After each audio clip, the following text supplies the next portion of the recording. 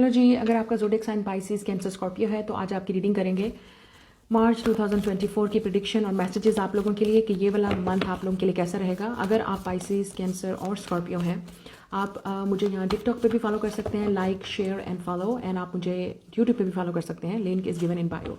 So let's start the reading. It's a general reading but let's go. आप लोगों के लिए इस मंथ में डेफिनेटली यहाँ पे ट्रैवल नज़र आ रहा है। आप में से कुछ लोग ट्रैवल करेंगे, ठीक है। आपका अचानक भी ट्रैवल हो सकता है, बाहर का फॉरेन का ट्रैवल भी हो सकता है, या विद इन कंट्री भी कहीं ट्रैवल हो सकता है आपका, आउट ऑफ सिटी। शायद आपको कहीं इनविटेशन भी हो, मतलब किसी शादी पे, कोई इवेंट पे जाना पड़े, शायद इसलिए आपको ट्रैवल करना पड़ेगा, या कुछ लोगों के लिए आप वैसे ही अपना सोलो ट्रैवल करेंगे या अपने लिए आप ट्रैवल करेंगे, ठीक है। ये चीज़ मुझे यहाँ पे नज़र आ रही है। आप में से कुछ लोग, कुछ चीज़ें ऐसी हैं जो आपको बहुत टेंशन दे रही हैं, आप उनको अपना डिस्ट्रैक्ट करने की कोशिश कर रहे हैं मटेरियलिस्टिक वर्ल्ड के साथ। आपको लगता है कि आपको ये चीज़ चाहिए, वो चीज़ चाहिए, अब वो चीज़ें मिल गई हैं आपको, अब आपको एक सुकून की तलाश है, जिससे ऐसा लग रहा है कि आप अपने नफ्स से भाग रहे हैं, अपने आप से भाग रहे हैं। तो ज़िंदगी का फिर यही सीन होता है, चक्कर होता है, जब आपके पास वो चीज़ आ जाती है तो उसके बाद आपको लगता है कि अब किसी और चीज़ की कमी है। तो वन स्टेप बाय स्टेप हमें एक चीज़ मिलती है, फिर हम दूसरी चीज़ की तरफ भागते हैं, दूसरी चीज़ को पाने की कोशिश करते हैं, फिर वो जब चीज़ हमें मिल जाती है फिर हमें लगता है अब और चीज़ की कमी है, अब मुझे वो चीज़ चाहिए। तो इस तरह आप नफ्स के पीछे भागते रहेंगे तो आपका जो अपना सुकून है वो इस तरह से लग रहा है कि आपको वो सुकून अब नहीं मिल रहा। कुछ लोगों के लिए शायद आप मटेरियलिस्टिक चीज़ों के पीछे भाग रहे हैं या आप मटेरियलिस्टिक चीज़ों के साथ अटैच हैं, लेकिन अगर आप मटेरियलिस्टिक चीज़ों के पीछे भाग रहे हैं और आपको लगता है कि उन चीज़ों को पाने से आपकी लाइफ में सुकून आ जाएगा, सो बेसिकली आप you have to be grateful जहाँ पे आप हैं। अपने आप को ट्रैंक्विलिटी की तरफ कोशिश करें, आप पीस बनाने की कोशिश करें अपने साथ, अपनी करंट सिचुएशन या सिचुएशन के साथ जहाँ पे भी आप हैं, क्योंकि यहाँ पे आपके अंदर एक जंग चल रही है जो शायद आप किसी और को शो नहीं कर रहे। And you are the water sign, obviously with the Pisces, Cancer, Scorpio energy. आप वाटर साइन हैं तो आप चीज़ों को ज़्यादा इंटेंसली फील करते हैं, इमोशंस को ज़्यादा फील करते हैं। आप शो करते हैं नहीं करते, this is another thing, this is another matter. लेकिन चीज़ों को जिस तरह से आप फील कर रहे हैं, इंटेंसली फील करें, आप अपने आप से नहीं भाग सकते।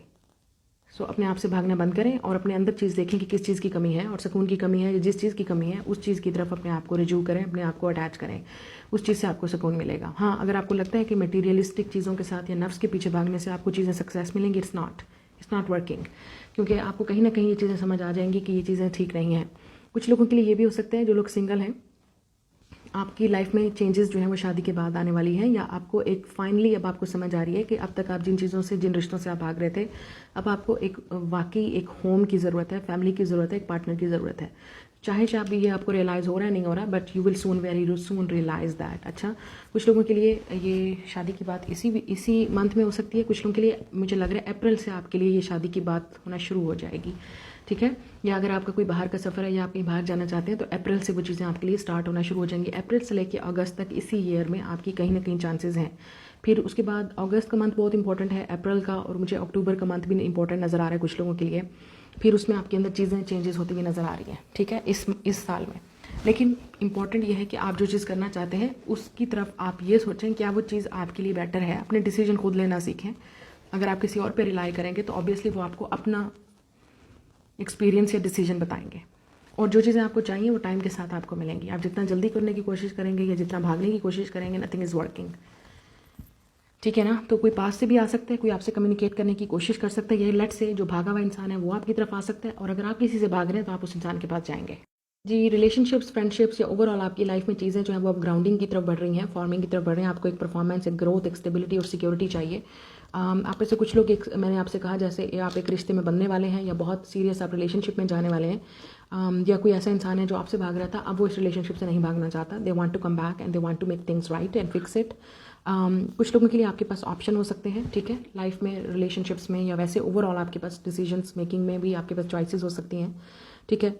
आपका हो सकता है अभी तक किसी के साथ स्ट्रिंग अलॉन्ग है, ये कुछ अनकन्वेंशनल टाइप ऑफ रिलेशनशिप हो सकता है, मतलब it's not be acceptable in a usual way और इन अ यूजुअल रूटीन में भी। आप दोनों डिफरेंट हैं एक दूसरे से, या आप दोनों का कल्चर, बैकग्राउंड, कहीं ना कहीं डिफरेंसेस हैं, जिसकी वजह से आप दोनों को लगता है this is going to be unconventional type of relationship, ठीक है।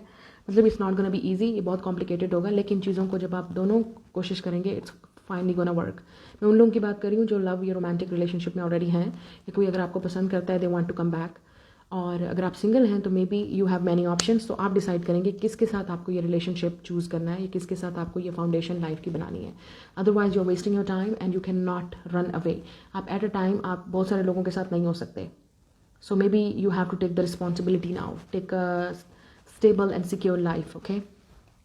अपने आप को ग्रो करें, मैच्योर करें. अगर आप इस तरह करते रहेंगे देन अल्लाह ही आपको जो है वो फिर सही रास्ता दिखाएगा और आपको खुद ही समझ आएगी. If you are going after नफ्स, मतलब नफ्स का मतलब ये है कि हमारी डिज़ायर चीज़ें, जो चीज़ हम करना चाह रहे हैं, एंड आपको अगर उसी के पीछे लत लगी रहेगी तो आप you will never get over it. और उसके बाद आप ये कोशिश करेंगे कि मुझे एक सीरियस, एक रोमांटिक और एक सोलमेट टाइप ऑफ रिलेशनशिप मिले. It's not gonna possible. आपको ये देखना है कि आपकी सोल कहाँ है और आप अपने किस लेवल पे हैं. यहाँ पे आपकी सोल को क्लिनजिंग की ज़रूरत है ताकि आप उसी तरह का पार्टनर अट्रैक्ट करेंगे. So if you are into the bad things and unconventional things, obviously, or you're into many options, then are you a player, man or woman, doesn't matter आप कौन है, तो आपको फिर आपको चीज़ें भी वही मिलेंगी, आपको इर्द गिर्द के लोग भी वैसे ही मिलेंगे. सो बेसिकली अपने सर्कमस्टांसिस को और सिचुएशन को और अपने माइंड सेट को चेंज करें. फिर आपको जिस तरह का पार्टनर चाहिए, you will get it and you will attract it. तो ये इस तरह की एनर्जी आपके लिए नज़र आ रही है. या अगर आपको लगता है कि आपके इर्द गिर्द के लोग वो चीज़ नहीं चाहते जो आप चाहते हैं, then it's mean that try to get over. It's time to meet those type of people. ऐसे लोगों से अब मिलें जिनके साथ लगता है जो आपके माइंड सेट के तरह के हैं. ठीक है. आपके पास यहाँ पे जो चीज़ आप करना चाह रहे हैं क्रिएटिविटी में, वो भी काफ़ी बेटर चीज़ें इंप्रूव होती हुई नज़र आ रही हैं फाइनेंशियल वाइज. लेकिन घर में कोई ना कोई आपको गुड न्यूज़ मिलेगी, या आपके रिलेशनशिप में आपको इस मंथ के लिए, या आपको अब फाइनली अपनी चीज़ों को, लाइफ को एक स्ट्रक्चर देना है, डिसिप्लिन बनाना है कि आपको क्या करना है. Good luck.